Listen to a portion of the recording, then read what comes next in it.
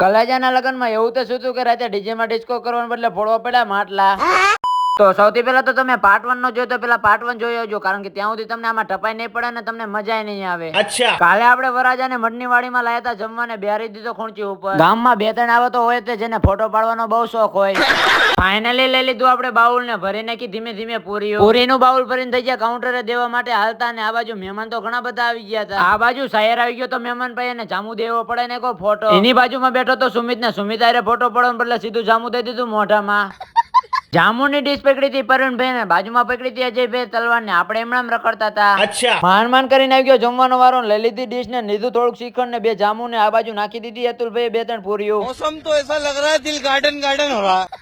Finally બે ગયો જમવા ને. જમવામાં તો પૂરી શાક શ્રીખંડ દાળ ભાત જામુ અને પાપડ. અમે બધા ભાઈબંધ બે ગયા હતા બધા જમવા ને. વરાજો તો જેમ ખૂણામાં હાથ જ ધોતો હતો. વરાજો બધાને જામુ દઈને ફોટો પડાવતો હતો ને આપણી પાસે આવ્યો તો આપણે ફોટો પડાવવાનું બદલે સીધું આપણે જામુ ખાઈ જ નાખ્યું. ફાઇનલી વરાજો બે ગયો જમવાની ના પાડતા હતા આ બાજુ ફોટા ને, એટલામાં તો આપણે ખંડ કરી નાખી તારી સાફ, કેમ કે આપણને લાગી હતી ફૂલ ભૂખ. અચ્છા. ખાઈને આવી ગયા વ્યવહારના કાઉન્ટર ને લખાઈને કો 500 રૂપિયાનો ચાંદલો લખાવી નીકળી ગયા દુકાન બાજુ. વરાજાને તડકો ન લાગે એટલે સંજયભાઈએ રૂમાલ લઈને વરાજા માથે મૂકી દીધો રૂમાલ. દુકાને નીકળીને થઈ ગયા ઘર બાજુ હાલતા ને લઈ લીધી સંજયભાઈએ પિસ્ટોલ ને હરગાવીને કાઢ્યા સંજયભાઈએ ધુવાણા ને ગોટા. આગ લગા દી.